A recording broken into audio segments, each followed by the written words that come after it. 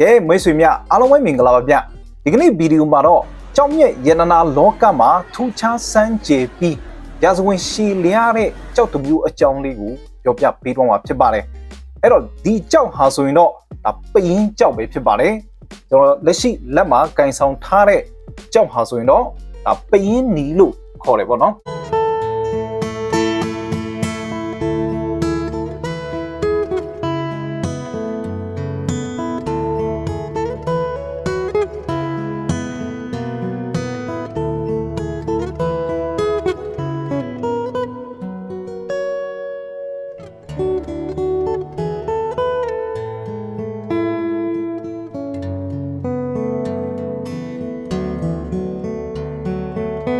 အဲ့တော့ဒီပရင်ကြောက်ဟာယူယူကြောက်မဟုတ်ပဲဟိုးရင်နှစ်တန်းပေါင်းများစွာကလေးကတစ်ပင်တွေကနေယူစီးကြလာတဲ့တစ်ဆေးတွေကြောက်ဖြစ်ရုပ်ကျွင်းဖြစ်တာမို့သူ့မှာထူးခြားတဲ့ဆွဲဆောင်မှုတွေရှိပါတယ်။ဒါပရင်ဟာတစ်ပင်ရဲ့အစီအနစ်တွေကနေဒါဖိအားနဲ့အပူချိန်ရဲ့ဒဏ်ကိုနှစ်ပေါင်း25တန်းကနေတန်း90အထိခံပြီးမှကြောက်သားတပွဲဖြစ်လာခဲ့တာပါ။ပရင်ကိုစိတ်ဝင်စားစရာအကောင်းဆုံးဖြစ်စေတာကတော့အဲ့ဒီတစ်ဆေးပျော့ထဲမှာပိတ်မိနေတဲ့ရှေ့ဟောင်းတက်ရှိတွေပါဝင်နေတာပဲဖြစ်ပါတယ်။ဥပမာအဖြစ်ပြောရမယ်ဆိုတော့ပရွက်စိတ်ပြားအင်းဆက်ပူးမွားလေးတွေတရွက်အပိုင်းအစလေးတွေနှစ်တန်းပေါင်းများစွာကြာအောင်ပုံမပြတ်တည်ရှိနေကြတာပဲဖြစ်ပါတယ်။မိတ်ဆွေတို့အနေနဲ့ပရင်ကြောက်တပွင့်ကိုကြည့်လိုက်မယ်ဆိုရင်တော့အတိတ်ကကဘာကြီးရဲ့တက်ရှိတတဝါဘလို့ရှိခဲ့တယ်လဲဆိုတာမျက်ဝါးထင်တွေ့မြင်နိုင်မှာဖြစ်ပါတယ်။ပရင်ကြောက်မှာထူးဆန်းတာကကြောက်စိမ့်နဲ့တခြားကြောက်မြက်တွေလိုအီးမနေပဲလူအရေးပြားနဲ့ထိတွေ့လိုက်မယ်ဆိုတော့လွေးထွေးတဲ့အထီးအတွေ့ကိုပြီးစွမ်းနိုင်ပါတယ်။ကြောက်မြက်ရတနာ9ပါးထဲမှာအပေါ့ပါဆုံးဖြစ်ပြီးစားငံရည်ထဲထည့်လိုက်မယ်ဆိုရင်တော့ရည်ပေါ်မှာပေါ်လော်ကြီးပေါ်နိုင်တဲ့အထီးကိုပေါ်ပါတယ်။ပရင်ကြောက်ရဲ့အယောင်သွေးအများစုကတော့ရွှေဝါရောင်လိန်ပေါ်ရောင်အညိုရောင်တွေဖြစ်ပေမဲ့ရှားပါတခြားအယောင်တွေလည်းရှိပါတယ်။အနီရဲအစိမ်းအဖြူ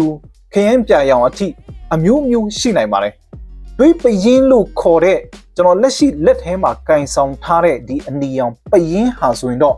ဒါအထူးကိုတန်ဖိုးရှိပါတယ်။တန်ဖိုးရှိတယ်ဆိုတဲ့နေရာမှာ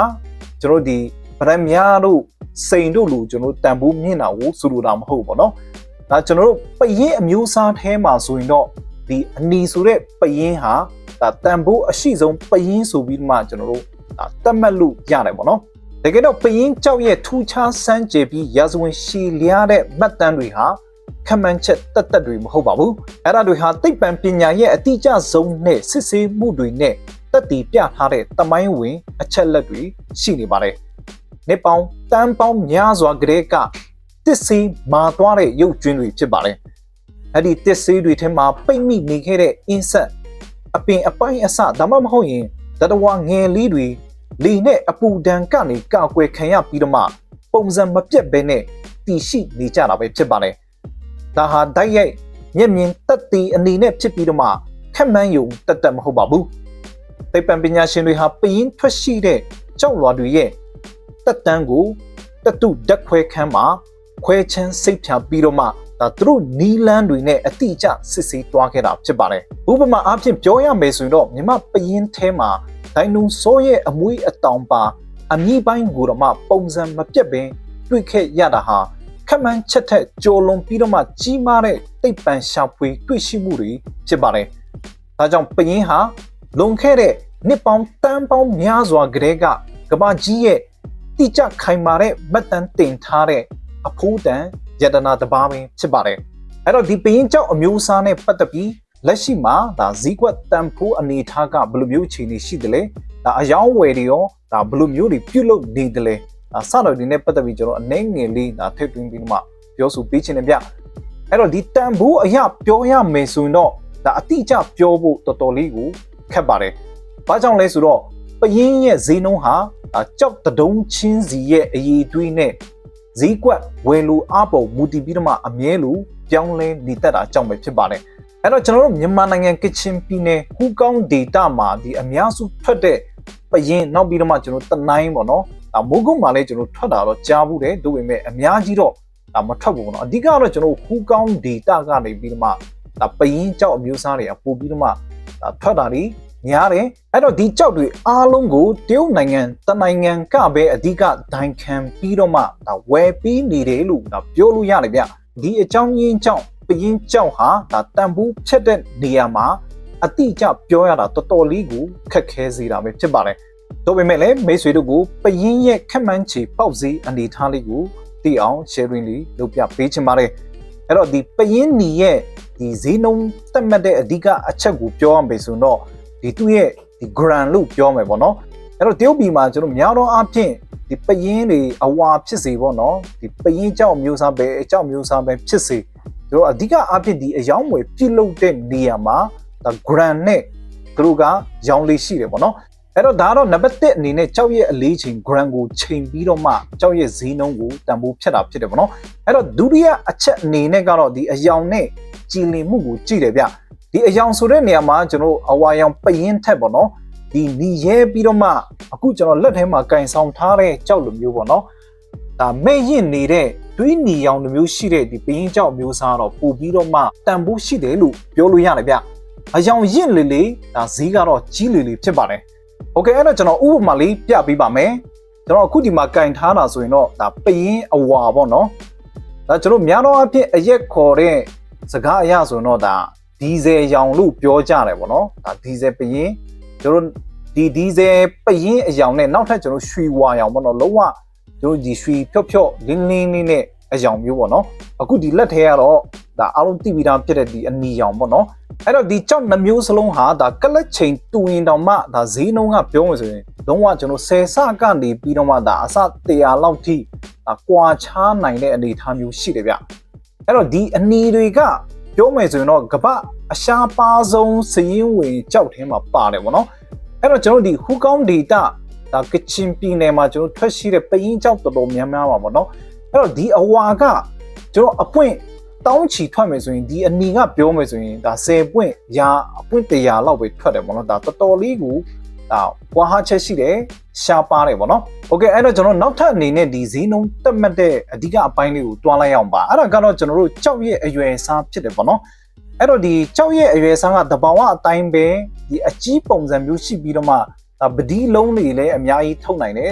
ဒါမှမဟုတ်ရင်လည်းကျွန်တော်ဘပုပုံဆောင် line တွေလည်းအများကြီးလုပ်လို့ရတယ်ဆိုရင်တော့ဒါကြောက်ကအရင်ကြီးမတန့်ရင်လေဒါတန်ဖိုးအားဖြင့်ပြောမယ်ဆိုတော့သူကဒီကြီးနေတဲ့အတွက်ကြောင့်ဒီပုံဆောင် line တွေရောပဒီလုံးတွေရောထုတ်လို့ရတဲ့အတွက်ကြောင့်သူကရိုးရိုးကျွန်တော်တီးတဲ့တန့်တဲ့ကြောက်တွေတက်ဆိုင်ရင်ဒါပို့ပြီးတော့ဒါတန်ဖိုးရှိနေတာမျိုးတွေ့ရတယ်ပေါ့နော်ဒါအများကြီးရှိတာမျိုးတော့ဆိုလိုတာမျိုးမဟုတ်ဘူးပေါ့နော်โอเคအဲ့တော့ကျွန်တော်နောက်ဆုံးအချက်အနေနဲ့ပရင်ဈေးနှုန်းကိုတတ်မှတ်ပေးတဲ့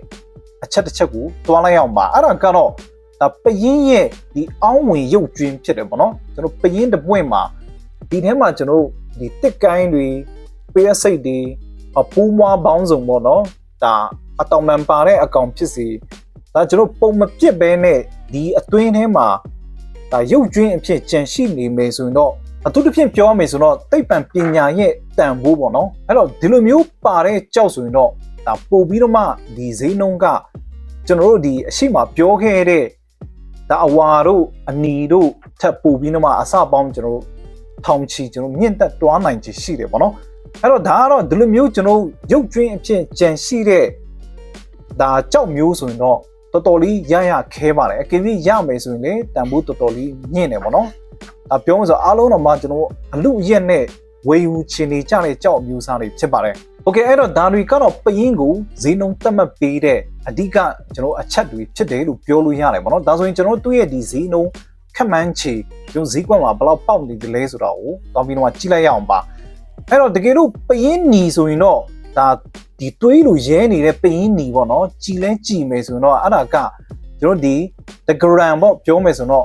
့တရုတ်လို့ဆိုတော့ခက်လားလို့ပြောတာပေါ့နော်အဲ့တော့အဲ့လိုမျိုးကျွန်တော်တို့1ခက်လားပေါ့နော်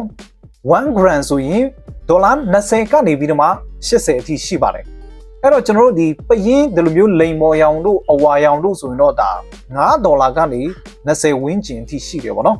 ်အဲ့တော့ဒါကတော့ကျွန်တော်တို့2မျိုးဖြစ်ပါတယ်နောက်တစ်မျိုးကျတော့ကျွန်တော်တို့ဒီတွေးပရင်နဲ့ဒီရှားပါပိုးမွားပေါ့နော်ဒီအနီနဲ့ကျွန်တော်ပိုးမွားလေးရောဆက်ထားတဲ့ပရင်ဆိုရင်တော့ဒါပို့ပြီးတော့မှတန်ဖိုးရှိတယ်ပေါ့နော်အဲ့ဒါတော့ကျွန်တော်တို့ဒေါ်လာ 100ကနေပြီးတော့မှ900အထိရှိပါတယ်ဒါတော့ကျွန်တော်ဒီခက်မှန်းချေပဲပြောတာပေါ့နော်ဒီထက်လဲကျွန်တော်အများကြီးမြင့်သွားတယ်ပေါ့နော်အဲ့တော့ဈေးကွက်အနေထားအရကအခုကတရုတ်နိုင်ငံတနိုင်ငံလောက်ပဲအဓိကတိုင်းခံဝယ်ပြီးနေတာဖြစ်တာကြောင့်သူတန်ဖိုးကအတိအကျပြောဖို့ကအရန်ကိုခက်နေသေးတယ်ပေါ့နော်ဒါဈေးကွက်အနေထားကျွန်တော်ဝယ်နေတဲ့အနေထားလောက်ကိုပဲဒါကျွန်တော်အနေနဲ့ဒါ sharing လုပ်ပေးတာဖြစ်တယ်ပေါ့နော်အဲ့တော့မိတ်ဆွေတို့အနေနဲ့အကယ်၍ပေါ့နော်ကိုကဒါပရင်ကြောက်ကိုအကောင်ပါတာဖြစ်စေကျွန်တော်ဒီငက်အတောင်မှန်ပါတာဖြစ်စေဒါမှမဟုတ်ရင်လည်းကျွန်တော်ဒီတရဝါတစ်ခုခုကအပြည့်စုံနဲ့ရှိနေတယ်အဲ့လိုမျိုးကြောက်မျိုးရရှိထားတယ်ဆိုရင်တော့ဒါအကောင်းဆုံးကတော့ကျွန်တော်အချိန်ယူပြီးတော့မှဈေးအကောင်းဆုံးအနေထားရောက်တဲ့အချိန်မှာရောင်းစီချင်တယ်ပေါ့နော်ကျွန်တော်ဒီမန်းထားတာ100မန်းထားတယ်တို့ပေမဲ့ဒီကြောက်ကတန်နေတာတသိန်းတတန်းအဲ့လိုမျိုးဖြစ်တတ်တယ်ပေါ့နော်ဒီအတွက်ကြောင့်ကျွန်တော်ပေါ်ပူရတဲ့ကြောက်ကိုမယောင်းမိစေဖို့ကအရန်ကိုရေးကြီးပါတယ်โอเคအဲ့တော့ကျွန်တော်ဒီကနေ့မှာတော့ဒါပရင်ကြောက်နဲ့ပတ်သက်ပြီးကျွန်တော်သိရှိထားတဲ့အရာလေးတွေကိုမျှဝေပြီးသွားခဲ့တာပဲဖြစ်ပါတယ်အဲ့တော့မိတ်ဆွေတို့အနေနဲ့ရောပရင်ကြောက်အမျိုးအစားနဲ့ပတ်သက်ပြီးဒါဘယ်လိုမျိုးနားလည်ထားသလဲအခုကျွန်တော်ဗီဒီယိုမှာဒါဝေမျှသွားပြီးတဲ့အကြောင်းအရာတွေနဲ့ပတ်သက်ပြီးမိတ်ဆွေတို့ကိုဘယ်လိုမျိုးထင်မြင်ချက်တွေရှိတယ်လဲအမားတွေပါမယ်ဆိုရင်အားလုံးပဲနားလည်ပြီးကြဖို့အားလုံးကိုတောင်းဆိုချင်ပါတယ်အဲ့တော့ကိုယ့်ရဲ့ဒီသိရှိထားတဲ့ဟာလေးတွေကိုလည်းကျွန်တော်အောက်က comment မှာဝင်ရောက်မှန်ဆိုရင်းနဲ့ကျွန်တော်ဒီပရင်ကြောက်အမျိုးအစားနဲ့ပတ်သက်တဲ့ပညာလေးကိုဖလှယ်ကြရအောင်ပါအားလုံးပဲအဆုံးထိကြည့်ရှုပေးကြတဲ့အတွက်ကြောင့်မို့ကျေးဇူးတင်ပါတယ်နောက်ဗီဒီယိုဒီမှာပြန်လည်ဆုံတွေ့ကြအောင်ပါ